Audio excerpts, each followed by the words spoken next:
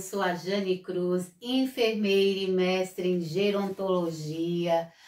Hoje vamos falar sobre um tema essencial no cuidado aos idosos: como manter a integridade da pele e prevenir lesões, como as temidas escaras. Num termo mais técnico, as úlceras por pressão.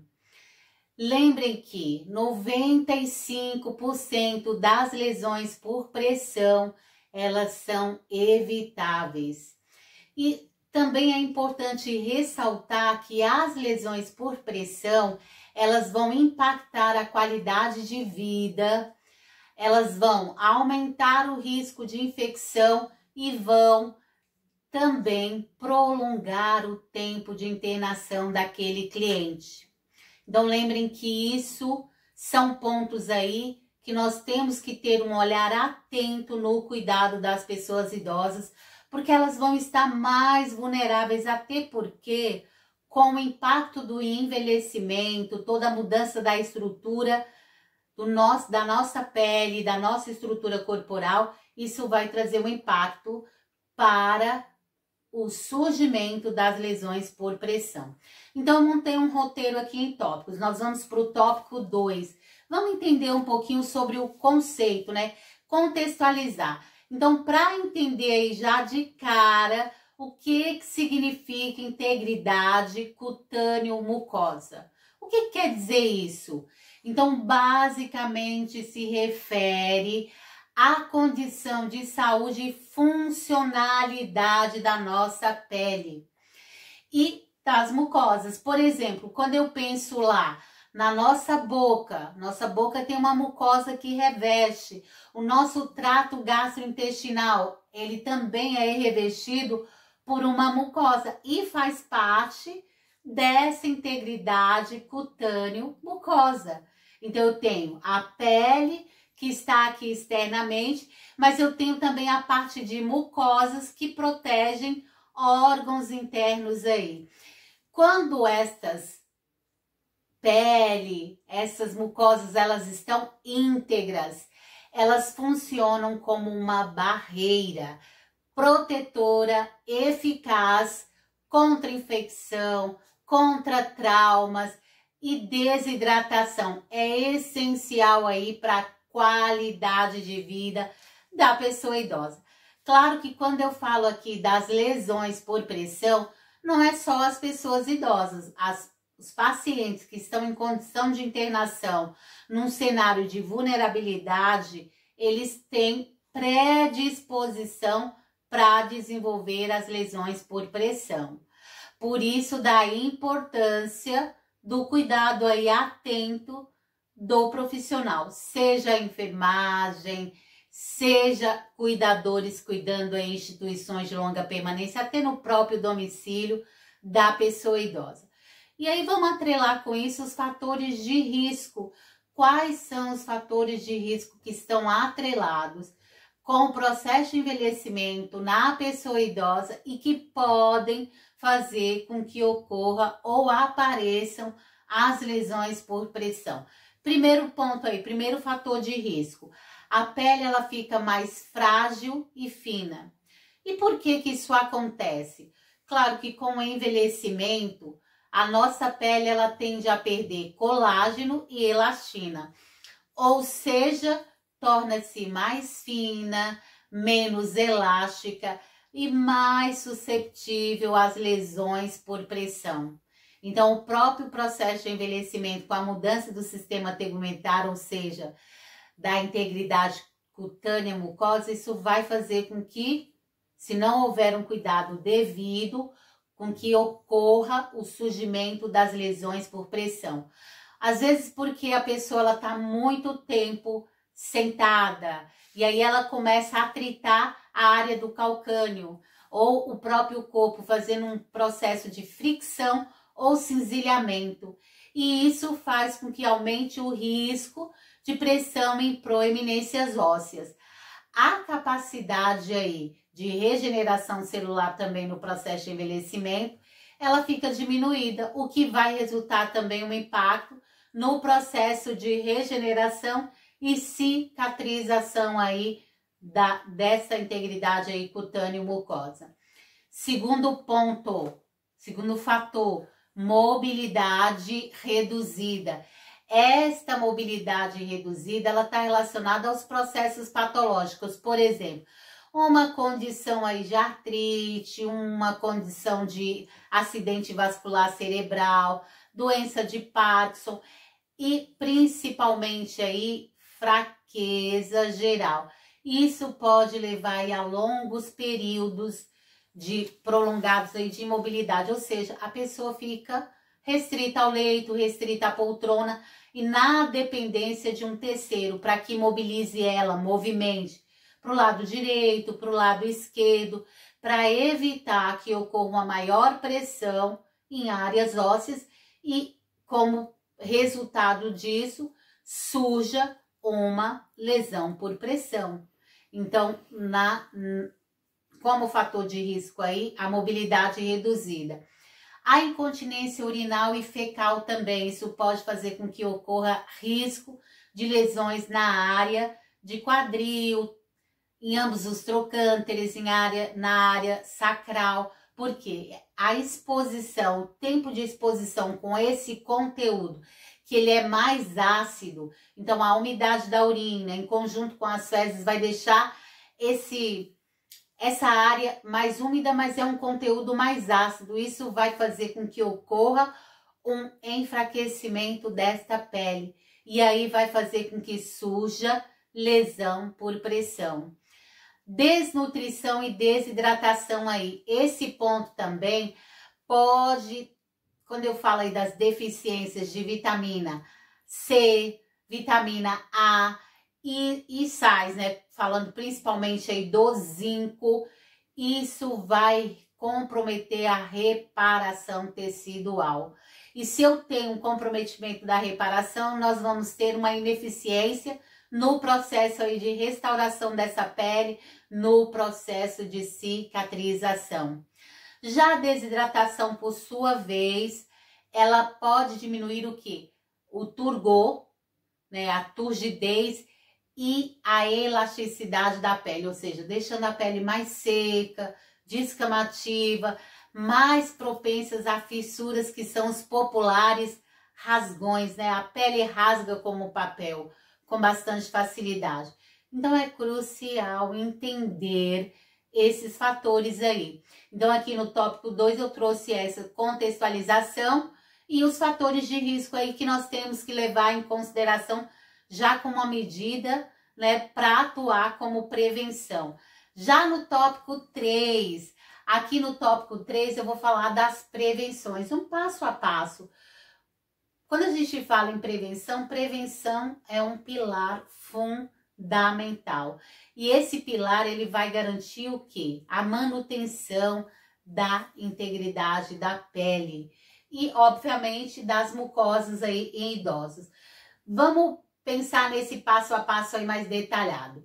Primeiro ponto, avaliação diária e minuciosa dessa pele. O que você tem que observar na pele? Você tem que inspecionar diariamente essa pele. Todas as áreas aí, buscando área de vermelhidão, especial atenção aí na área de proeminência óssea. Vamos pensar aqui, área posterior da cabeça, que na área posterior, falando aí atrás da cabeça, calcanhares, tornozelos, quadril, área sacral, cotovelos e ombros. Então eu tenho que ficar atenta, verificar se tem vermelhidão persistente ou não branqueável, observar calor ou inchaço nesses locais, ressecamento excessivo ou descamação.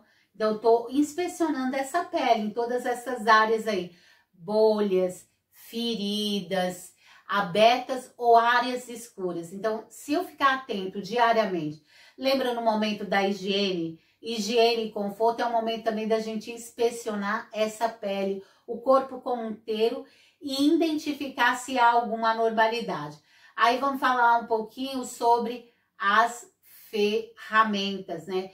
Utilize aí escalas padronizadas, como a escala de Braden. A escala de Braden, ela me permite avaliar a predisposição aí, o risco para que ocorra o surgimento das lesões por pressão.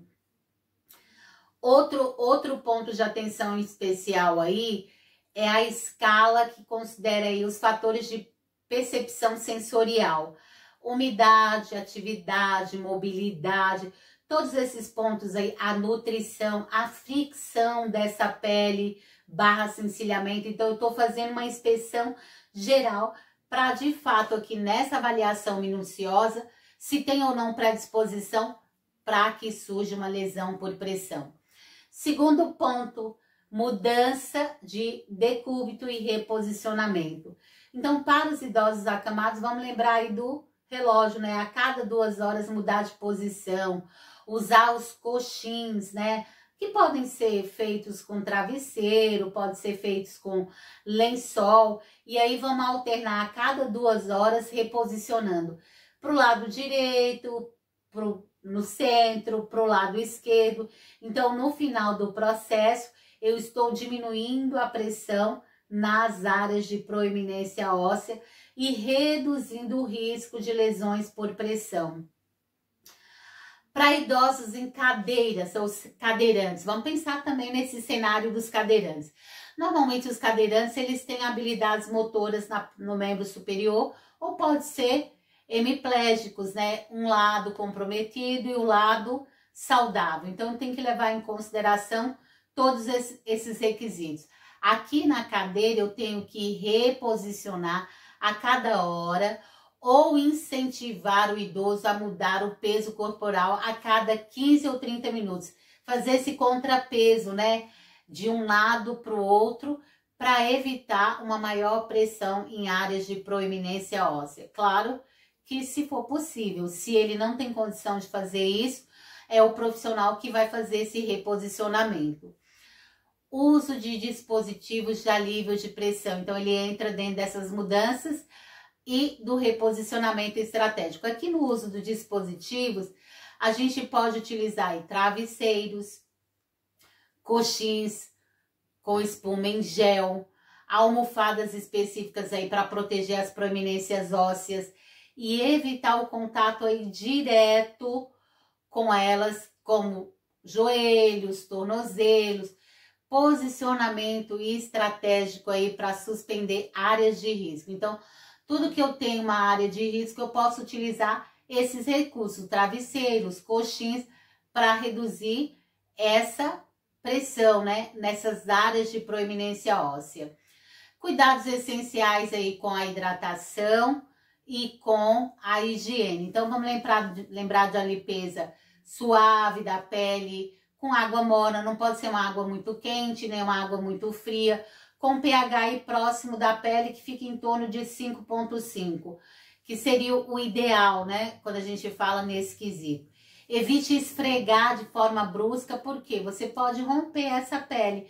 Então, eu vou fazer movimentos suaves e rotatórios aí, para exercer uma limpeza adequada. Lembrando aí também que a gente tem os recursos tecnológicos, ou seja, os colchões aí pneumáticos, que são os colchões a ar, eles inflam e desinflam para reduzir a pressão em áreas de proeminência óssea. Aí, aqui agora eu vou falar do quarto tópico. Então, sair da prevenção e agora vamos ter uma atenção especial às mucosas. Então, além da pele, as mucosas do idoso aí, por serem mais finas, por serem mais delicadas, elas vão exigir uma atenção aí, cuidados específicos. Tanto para a prevenção das infecções, quanto para a prevenção aí das lesões. Então, vamos abordar aqui algumas áreas críticas. Por exemplo, boca e lábios, higiene oral, hidratação labial, monitoramento. Então, o que eu quero falar aqui nesses 3 componentes aqui, quando eu olho para a boca e para os lábios? Nesse caso aqui, é fundamental uma boa higienização para proporcionar aí um conforto, uma melhor nutrição e uma prevenção aí contra as infecções e de infecções. A higiene bucal ela deve ser feita 2 vezes ou mais, ao acordar, após as refeições, no final do dia aí, para fazer uma boa higiene oral, e com isso a gente vai garantir uma melhor proteção. Claro que nesse momento aqui a gente consegue também inspecionar a região bucal, verificar áreas de mucosa, se não tem nenhuma lesão, se não tem nenhum ferimento, usar cremes aí, dental fluoretado, porque vai ajudar aí na prevenção dos tátaros. E os idosos com dificuldade aí de deglutição e acamados, a gente pode usar os populares suaves ou gases envolvidas com soluções antissépticas aí para fazer uma boa higiene bucal.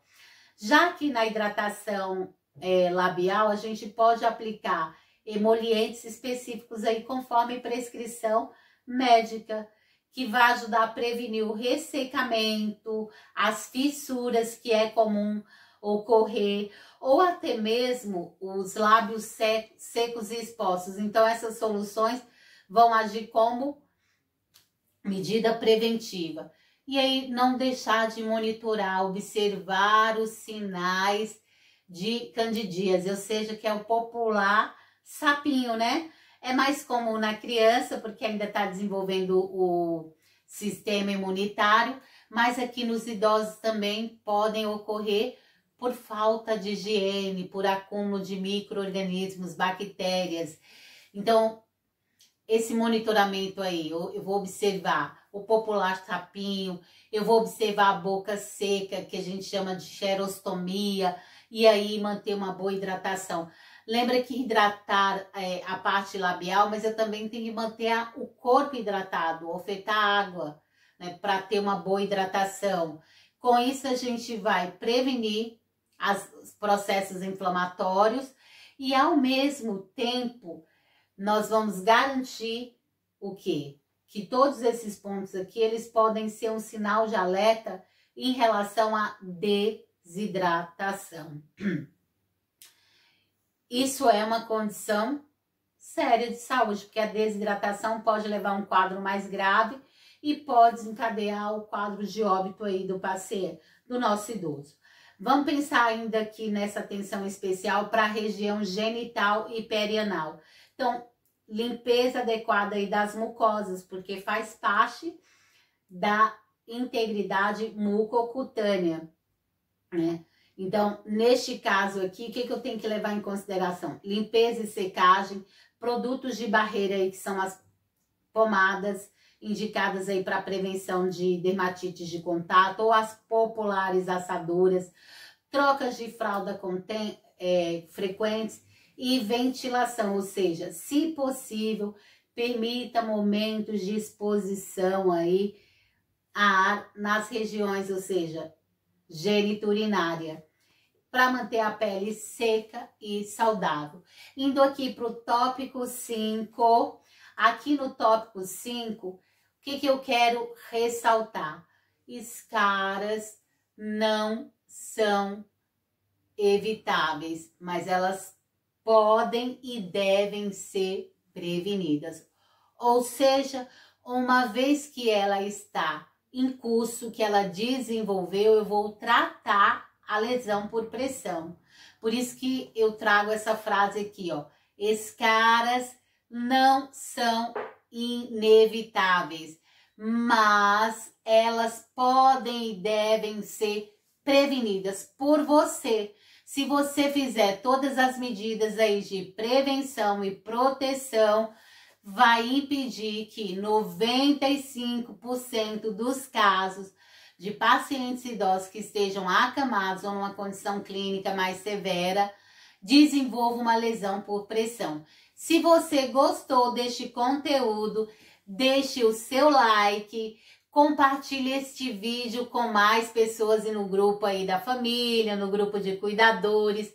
Aqui no canal eu trago conteúdos aí para vocês, cuidadores, para profissionais e para familiares aí. Tudo voltado aí para o envelhecimento saudável, um envelhecimento ativo. Inscreva-se no canal para não perder os próximos temas aí. No próximo vídeo eu vou recapitular dos 3 indicadores. Hoje aqui eu estou encerrando o 12º indicador aí na classificação de risco para os idosos. Então, se vocês voltarem nos vídeos anteriores, eu venho falando de indicador por indicador. E agora eu estou finalizando no 12º e lá no 13º, que será na próxima semana, eu vou trazer aí uma revisão e uma caixinha de perguntas das principais dúvidas que vocês tiveram sobre os demais indicadores, inclusive este. Até o próximo vídeo, muito obrigada!